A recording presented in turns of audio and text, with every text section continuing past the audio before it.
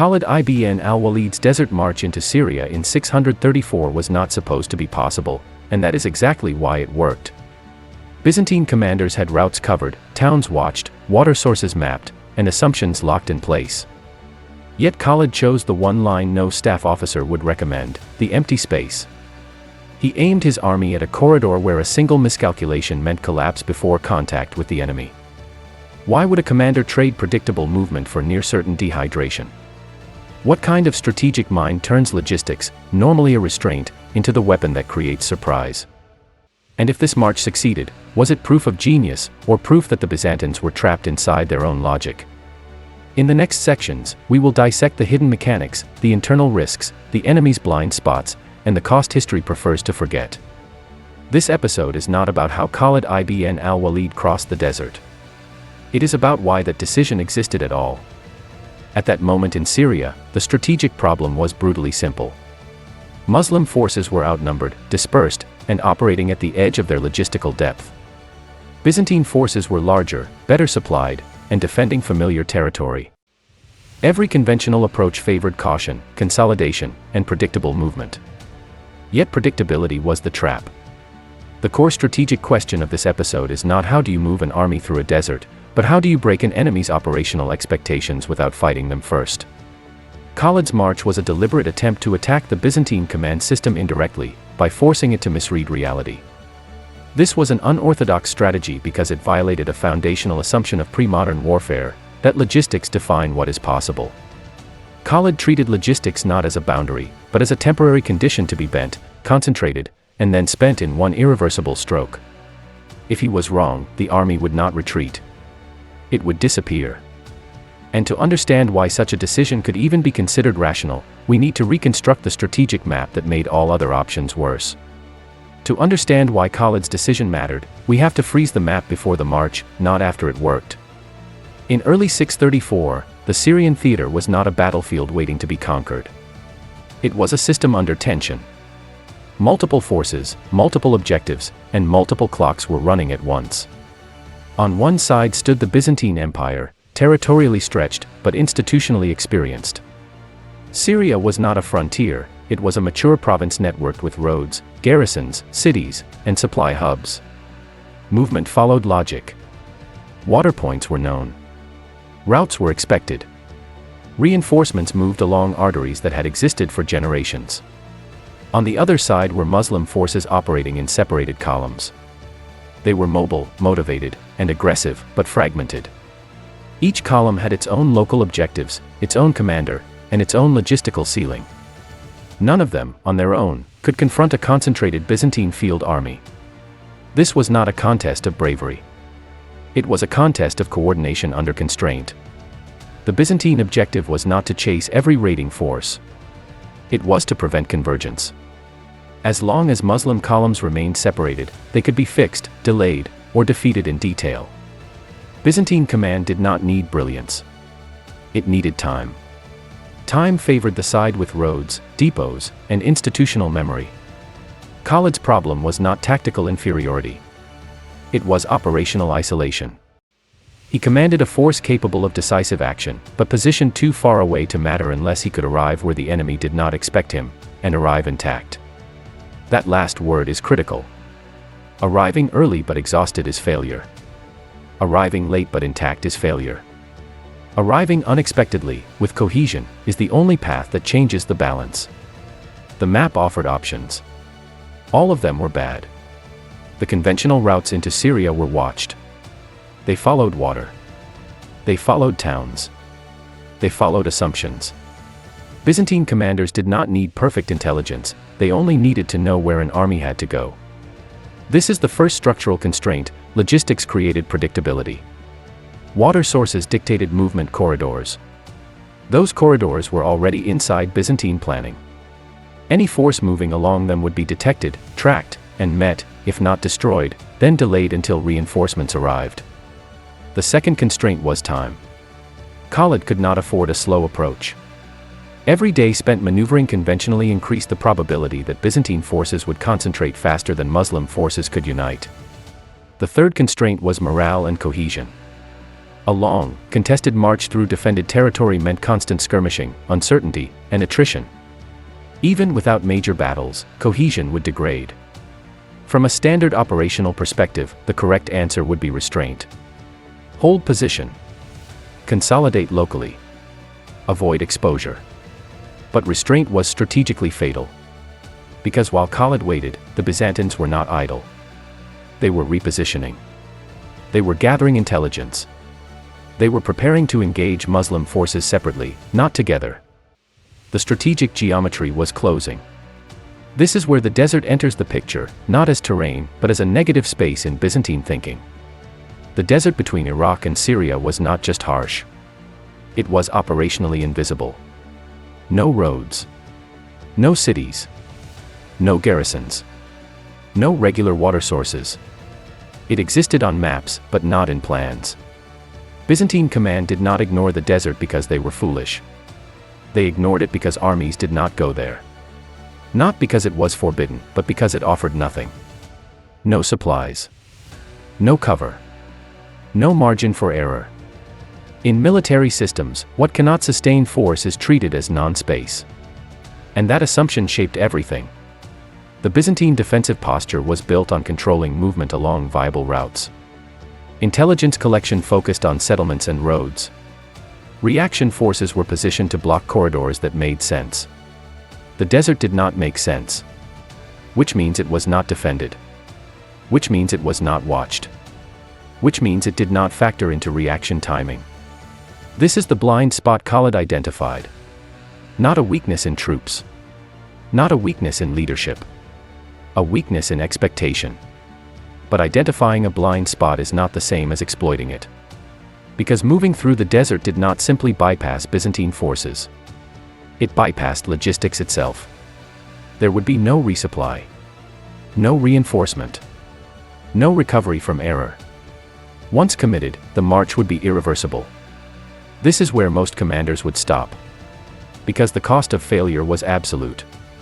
An army that collapses in the desert does not retreat.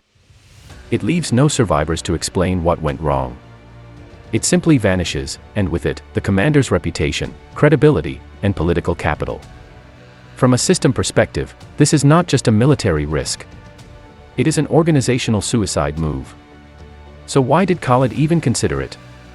Because the alternative paths were not merely risky. They were structurally doomed. Conventional movement meant detection. Detection meant delay. Delay meant Byzantine concentration. Byzantine concentration meant defeat, not necessarily in one battle, but through cumulative pressure. The desert offered something no other option did, a chance to reset the operational timeline. If Khalid could emerge where the Byzantines did not expect him, at a moment when their forces were oriented elsewhere, he could temporarily invert the balance. Not permanently. Not decisively. But enough to force a different sequence of reactions. This is the strategic wager at the heart of the march. Not that the desert could be crossed. But that surprise was worth more than safety. And that safety, in this context, was an illusion. The map, then, was not a static image. It was a field of constraints, expectations, and reaction speeds. Khalid did not find a good option. He identified the least impossible one. But choosing that option required violating every principle taught to commanders of his era. Which brings us to the doctrine he had to abandon. Because according to every rule of warfare at the time, the next decision should never have been made. Military doctrine exists for a reason. It encodes survival. For pre-modern armies, doctrine was not theory. It was distilled experience written in blood. And one principle stood above almost all others: never outrun your logistics. Water, fodder, and rest were not supporting elements. They were the system. An army without them did not fight poorly, it ceased to exist. A normal commander, facing Khalid's situation, would have made one of three doctrinally sound choices. First, move along established routes. Stay close to settlements. Secure water. Accept contact with the enemy as the cost of sustainability. Second, consolidate locally. Avoid deep penetration. Trade operational ambition for force preservation. Third, wait. Let other columns maneuver. Let political or diplomatic conditions change. Let time reduce uncertainty. All three choices were rational. All three followed doctrine. And all three would have led to strategic failure. The problem was not that doctrine was wrong. The problem was that doctrine assumed a symmetrical contest of time. Doctrine presumes that both sides benefit from delay in roughly equal measure. Here, they did not. Every day Khalid waited, Byzantine command gained clarity. Roads were watched. Intercepts accumulated. Garrison reports aligned. The fog did not thicken, it lifted. Doctrine told Khalid to preserve his force. But preservation, in this system, meant predictability. And predictability meant encirclement, slow, methodical, and final. This is the first doctrinal contradiction. Doctrine teaches that contact is dangerous. But in this theater, avoidance was more dangerous than contact. The second contradiction lay in scale. Doctrine assumes armies operate as wholes. But Khalid's force was not decisive by mass, it was decisive by timing and position. If he arrived conventionally, he would arrive late. If he arrived late, he would arrive into a system already braced for him. Doctrine optimizes for survival across many campaigns. Khalid was optimizing for one narrow window. The third contradiction was psychological. Doctrine assumes subordinates require predictability to function. Regular water. Regular rest. Familiar routes. But Khalid's command culture was built around movement, compression, and rapid decision cycles. His force was smaller, more cohesive, and accustomed to operating at the edge of endurance. That did not make the desert safe. It made it thinkable. Doctrine would have said, this march is reckless because it risks everything at once. Khalid's logic inverted that conclusion. He saw that everything was already at risk, just stretched over time. A slow failure is still failure. A controlled retreat that leads to isolation is still collapse. In that sense, the desert was not an escalation of risk. It was a concentration of risk. Instead of bleeding over weeks through skirmishes, delays, and encirclement, Khalid proposed to compress all danger into a single movement. One irreversible decision. One exposure window. One outcome. Doctrine cannot endorse that. Because doctrine exists to prevent commanders from gambling entire forces on assumptions that cannot be verified in advance. And that is exactly what Khalid was about to do. He was not rejecting doctrine out of ignorance. He was rejecting it because, in this specific system, it no longer protected what mattered. Doctrine preserved armies. But strategy was about shaping the enemy's reaction. And here, every doctrinally correct move made the enemy stronger. So the question was no longer whether the desert march was dangerous. The question became simpler, and more uncomfortable. If all safe options lead to defeat, is the unsafe option still irrational? That is the moment where strategy detaches from instruction. And it is at that point, where logic runs out of safe answers, that the unorthodox decision begins to form. Because once doctrine fails to explain how you survive, the only thing left is to decide what you are willing to risk. The Desert March was not born from inspiration. It emerged from elimination. One by one, conventional options collapsed under their own assumptions, until what remained no longer looked like a choice, but a necessity framed as madness. Khalid ibn al-Walid did not face a council of theorists.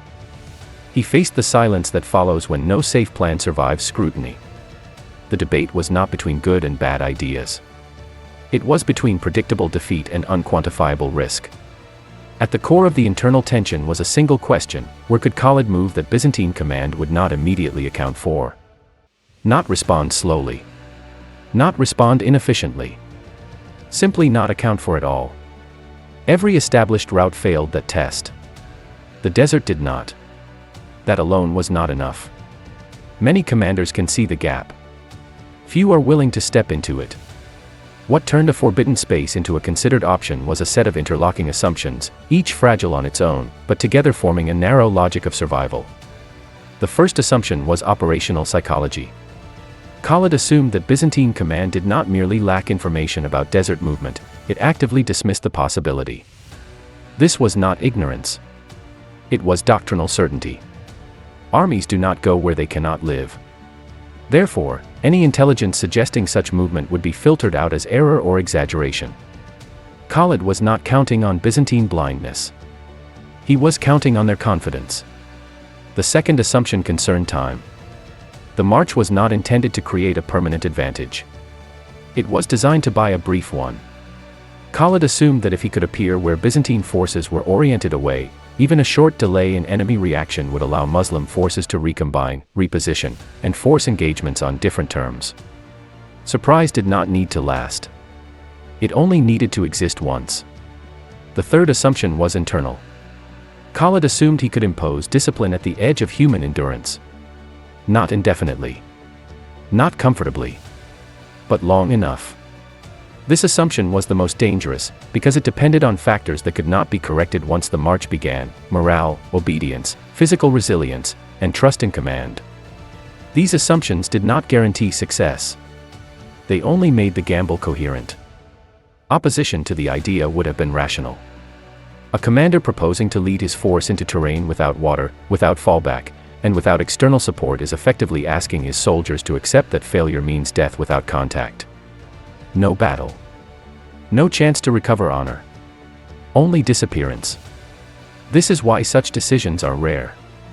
They require not just authority, but a specific kind of authority, one rooted in credibility earned through prior success. Khalid's reputation mattered here not as legend, but as operational currency. Without it, the march would have failed before it began, through hesitation, desertion, or internal fracture. But authority alone does not solve the structural problem. Once the decision is made, secrecy becomes both a weapon and a liability. The more people who understand the plan, the higher the risk of leakage or panic. The fewer who understand it, the higher the risk of confusion during execution. Khalid had to compress explanation without inviting debate. The army did not need to understand the strategy. It needed to understand the order. This reveals a deeper layer of the decision. The march was not only an external deception. It was an internal management crisis waiting to happen. Soldiers deprived of water do not mutiny because they doubt strategy. They mutiny because their bodies fail. Every hour without water erodes not just strength, but legitimacy. Which is why the decision hinged on one final calculation, that the desert itself would enforce compliance. Once inside, dissent becomes irrelevant. There is no alternative route. No safe deviation.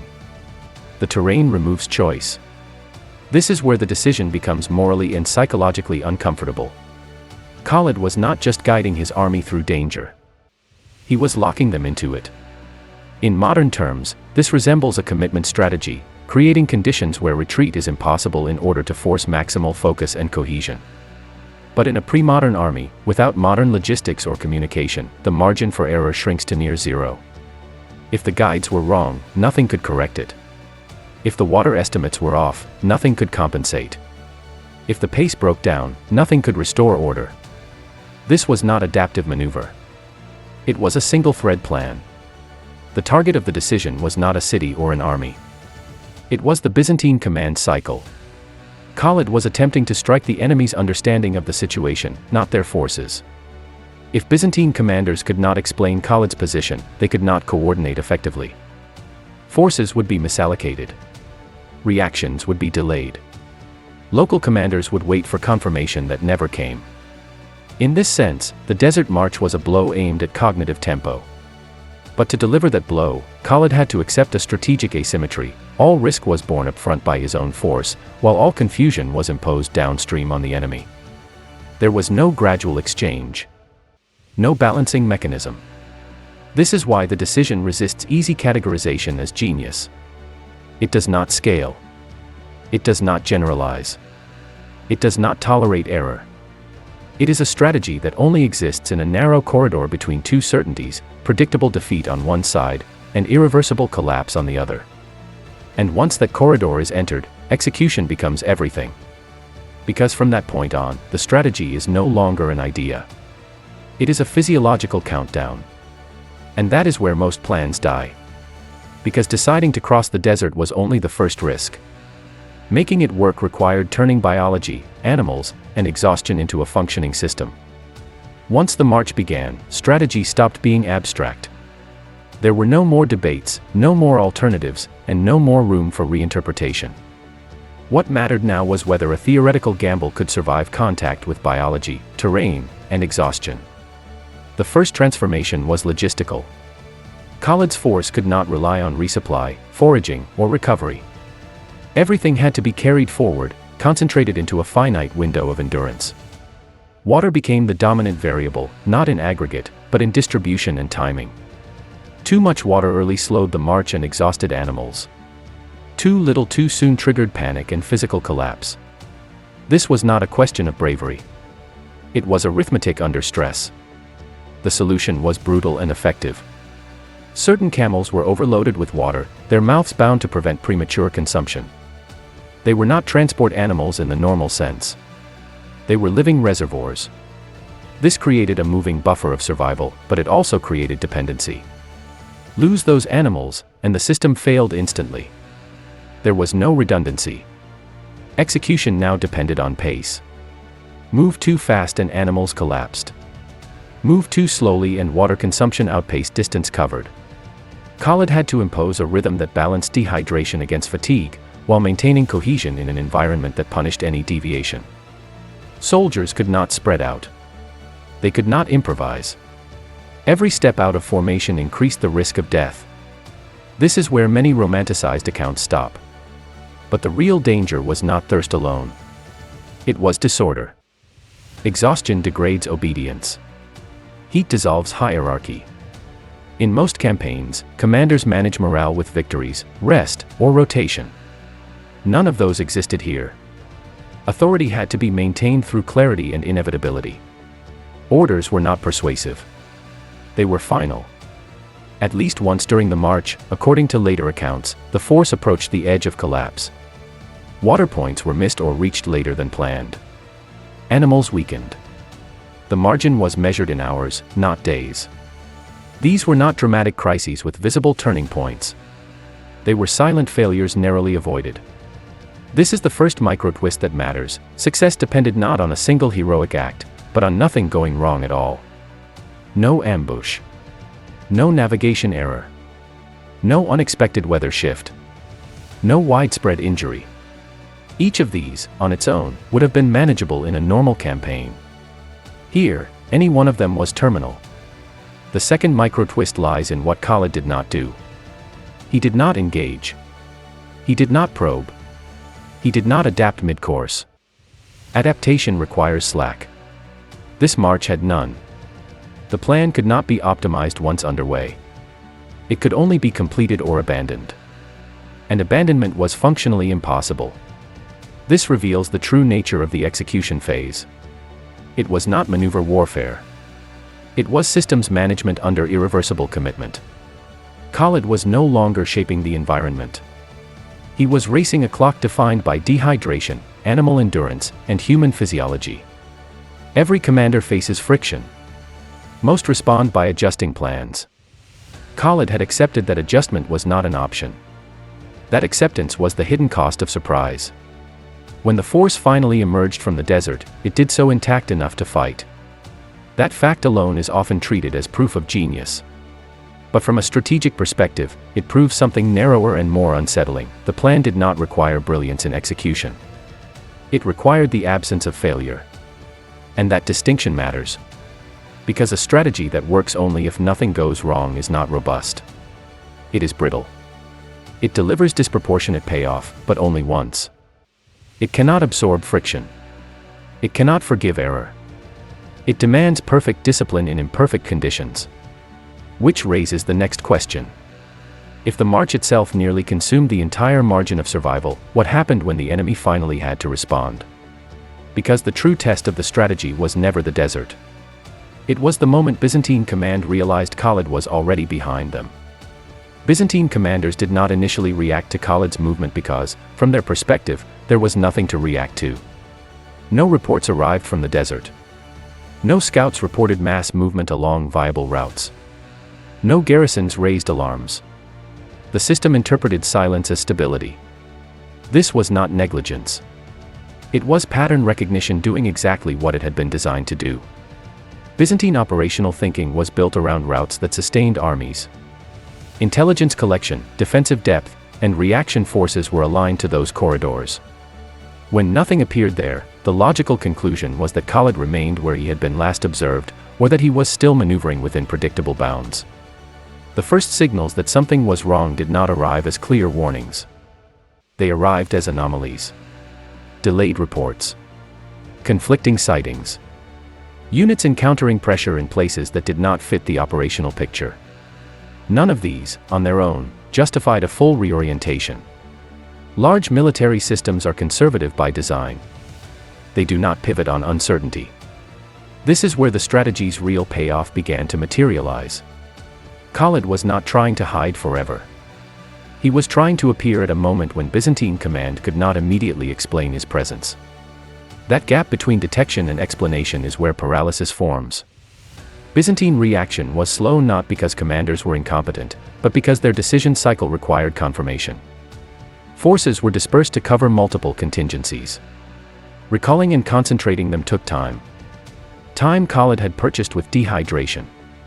More importantly, the Byzantine command structure struggled with attribution. If Khalid had appeared via a known route, responsibility would be clear. But emerging from the desert forced commanders to ask a destabilizing question: how did this happen? Until that question was answered, no one wanted to commit decisively, for fear of exposing another sector. This hesitation was not tactical. It was institutional. Some units were reinforced where Khalid was not. Others waited for orders that assumed he could not be where he was. The result was not collapse, but misalignment. And in operational warfare, misalignment is often enough. Khalid did not defeat Byzantine forces by annihilating them. He defeated their synchronization. He forced a series of delayed, partial, and locally rational responses that never converged into a coherent counteraction. This is the second inversion at the heart of the campaign. The Byzantines still had numbers. They still had supply. They still had terrain familiarity. What they lost was temporal coherence. They were reacting to a past version of the battlefield while Khalid was operating in the present. From the outside, this looks like surprise.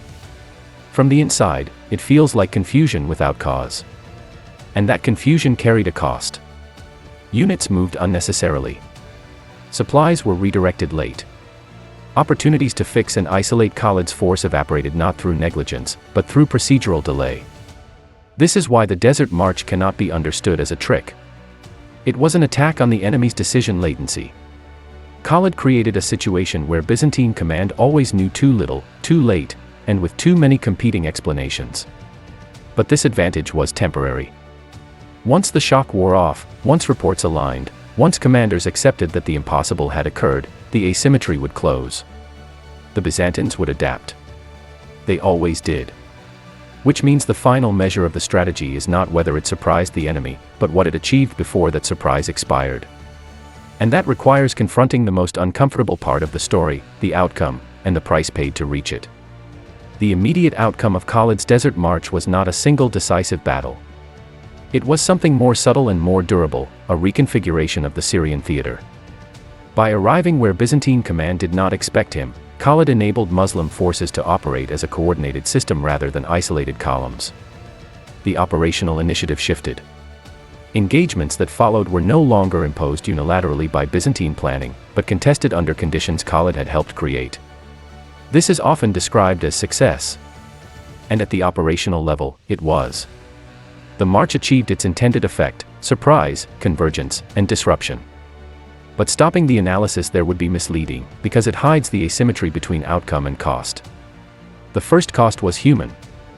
A march of this nature extracts payment silently. Dehydration does not always kill immediately. It weakens. It slows. It leaves soldiers permanently impaired. Sources rarely quantify these losses, but the absence of mass death does not imply the absence of damage. Endurance strategies do not leave clean ledgers. They leave bodies that recover unevenly and men who fight again with less margin. The second cost was logistical. By consuming animals as reservoirs, Khalid traded future mobility for present survival. Camels used this way were no longer transport assets afterward. This meant that any follow-on operations had to succeed quickly or risk stalling. the march compressed not just risk, but strategic time. After such an effort, there is no capacity for prolonged indecision. The third cost was psychological, and it fell heaviest on the commander. Khalid's decision created a burden that victory does not erase. A commander who locks his force into a plan with no retreat assumes responsibility not only for outcomes, but for every suffering incurred along the way. This kind of command does not produce triumph. It produces relief. The knowledge that failure would have meant annihilation does not disappear when success arrives. There is also a political cost that is easy to overlook. Strategies like this, once successful, become precedents. They distort future decision-making. Subordinates may imitate the form without understanding the conditions. Superiors may expect similar risks to be taken again, even when the system no longer demands them. What worked once under extreme constraint becomes mythologized as boldness, rather than recognized as situational necessity. And this leads to the most important counterfactual. If the march had failed, the explanation would not have been complicated. Khalid would not be remembered as a strategist who miscalculated. He would be remembered as a commander who violated doctrine and destroyed his own force. The same decision would be read not as daring, but as reckless. There is no middle ground in strategies that eliminate retreat. This is why outcome alone cannot justify the method. The Desert March was not validated by success. It was merely spared condemnation by it. Which forces us to confront a deeper question. If a strategy is only acceptable when it succeeds, is it actually a strategy, or just a gamble history chose not to punish? Answering that requires stepping back from the event itself and asking what, if anything, this episode truly teaches. Because the final lesson of the Desert March is not about terrain, or faith, or courage. It is about how systems behave when all safe options are gone. To understand Khalid ibn al-Walid's Desert March, we have to strip away the imagery of endurance and focus on the structure of the decision. This was not a story about overcoming terrain. It was a case study in what strategy looks like when every conventional safeguard has already failed. At its core, this strategy was not about moving faster or farther. It was about breaking the enemy's model of reality. Byzantine command did not fail because it lacked troops or intelligence. It failed because its system could not process an event that violated its foundational assumptions. Khalid exploited that rigidity by choosing a course of action that doctrine had trained the enemy to dismiss. This is the first principle the march reveals: strategy is often less about defeating strength than about invalidating expectations. Khalid did not outfight Byzantine forces. He arrived in a place their decision-making architecture could not immediately explain. That delay, measured in days, perhaps hours, was enough to change the sequence of events that followed. The second principle is more uncomfortable. Extreme strategies emerge when time becomes asymmetric. Doctrine assumes time is neutral. In Syria, it was not. Time favored Byzantine consolidation. Every safe delay strengthened the enemy. Khalid's march was an attempt to steal time by spending something else instead: physical endurance, animals, and human margin. He converted future weakness into present opportunity. This is why the strategy cannot be casually replicated. It only functions in systems where delay is more dangerous than exposure, and where surprise can be purchased at the cost of near total commitment. Most wars do not meet those conditions. Most commanders who attempt to imitate this logic would simply destroy their own forces. The third principle is about command psychology. The Desert March shows what happens when a commander accepts that retreat is an illusion.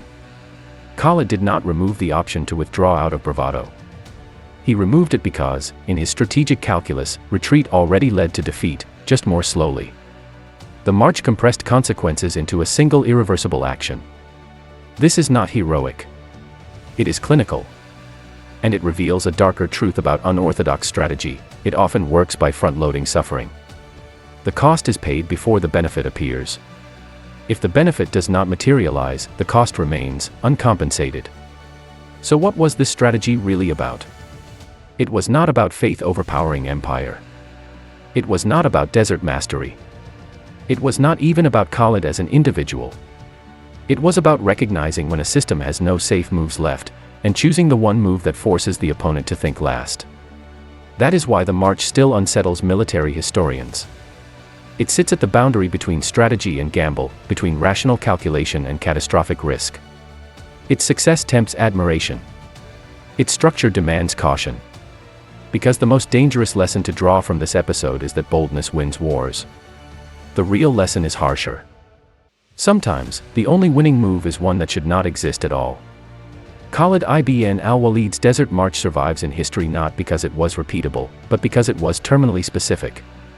It belonged to a moment when doctrine failed, time betrayed caution, and the cost of waiting exceeded the cost of survival itself. This was not a strategy designed to be admired. It was a strategy designed to end a problem before the system collapsed under its own logic. And that is why it remains disturbing. Because it reminds us that, in war, the line between brilliance and disaster is often drawn only after the fact.